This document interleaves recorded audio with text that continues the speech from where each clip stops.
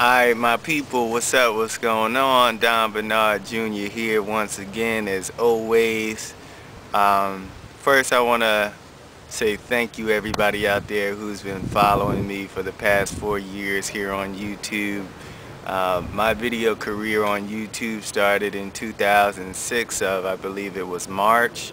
And it's been a road, it's been a journey, but I can now say I've been accepted as a partner here on YouTube, so I'm very excited about that.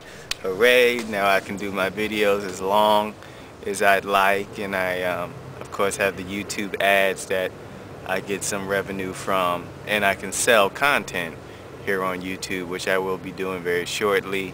I have a production with Francis Revels Bay that I will be putting out, that I had a professional team come in and we spoke about the pendulum, how to use a pendulum. So that's something I shot this summer, and you guys will see it very shortly here on YouTube.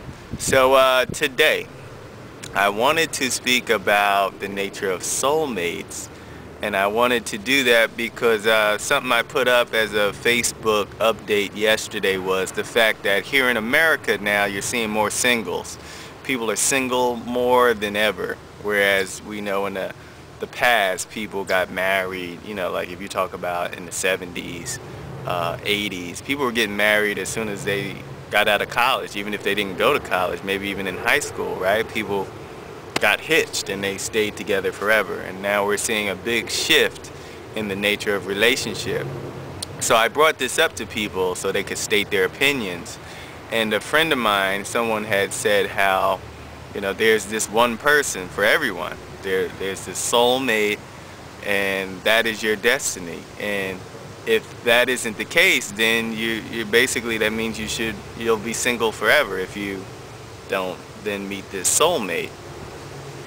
And I think this is a view that a lot of people have held within human consciousness for a long time.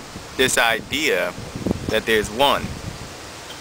And I think that adds to a lot of the frustration of people, because if you feel there's just this one person that could fulfill everything you need from life, then you're going to have a lot of expectations when you meet somebody. Already you go into this deep fantasy about what this person is going to be for you, your ultimate somebody. Okay? And that in itself, I feel, is what keeps us single. Now, that's not to say there's something wrong at all with being single. You know, I think a lot of times, you know, we look at couples and they may say they've been together for 10 years, 20 years, 30 years, and that's incredible. Well, let's reverse it. Let's think about someone who's been with themselves for 10 years, 20 years, 30 years, and they're content. We need to also look at that as a feat, as something that's amazing. You know, who can do that as well? You know, you look at the monks who, you know, they're in temples, they live very simple lives. That's incredible too. So it's not to judge one side or the other. So that's a side note about, you know, this nature of relationship and soul bonding, because you can be your own soulmate as well. But back to soulmate, you know, we are already that. We are already, once again, like I just said, the soulmate. We are this soul. So this is how I think we should perceive soulmate. If you want to see it as there's only one soulmate, you can still do that. But understand that soulmate is within everybody.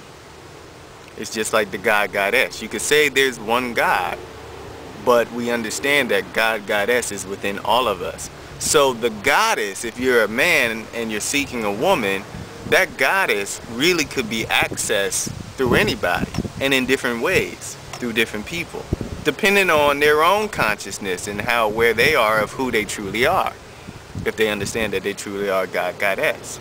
So I think if we want to hold on to this idea that there's only one soulmate, that's the best way to perceive it, because then I think it's a setup for disappointment. You know, for some people that is going to be the case. You know, they're just going to have one person that they're with for the rest of their lives.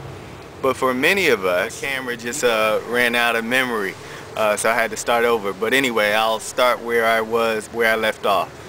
What I was saying is, but for many of us, we will have many different soulmates, many different mates. You look at people who've been married numerous times, or if you haven't been married at all, but you still had deep connections with numerous people.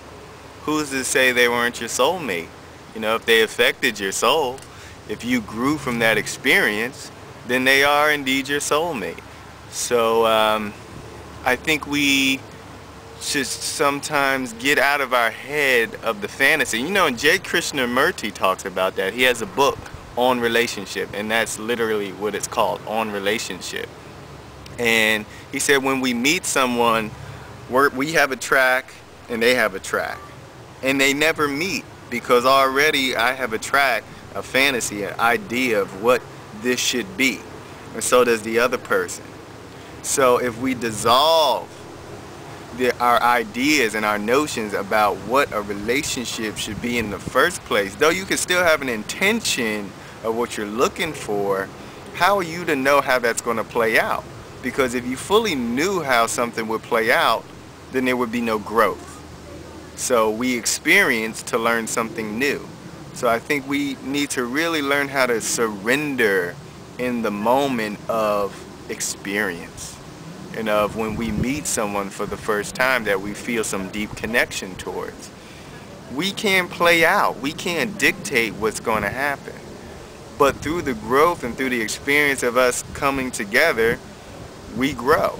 We grow, and we grow at a deep soul level at times. And for me, in my definition, that person becomes a soulmate.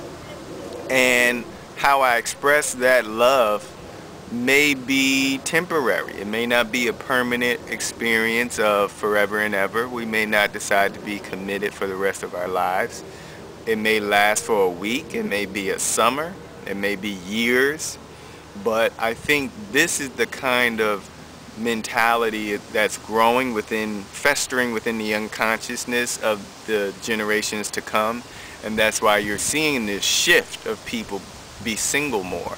It's not that people still aren't meeting each other, but we don't have this already idea that, you know, I must be married by the time I'm 23 or something like that. And I must oblige my whole life to, or obligate myself to one person for the rest of my life for some reason, or for Jesus, or whatever the reason why this started in the first place, that we feel we must be with one person so soon before we even understand who we truly are. But like I said, it was totally different for everybody, so I don't judge any expression of love, so to speak.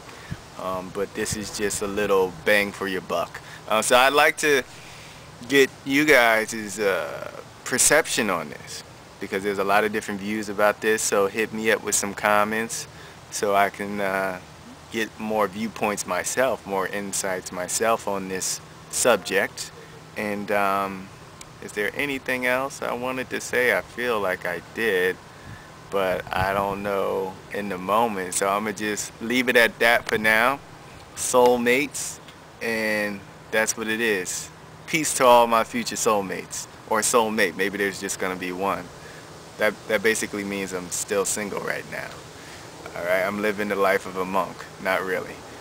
All right, peace, y'all.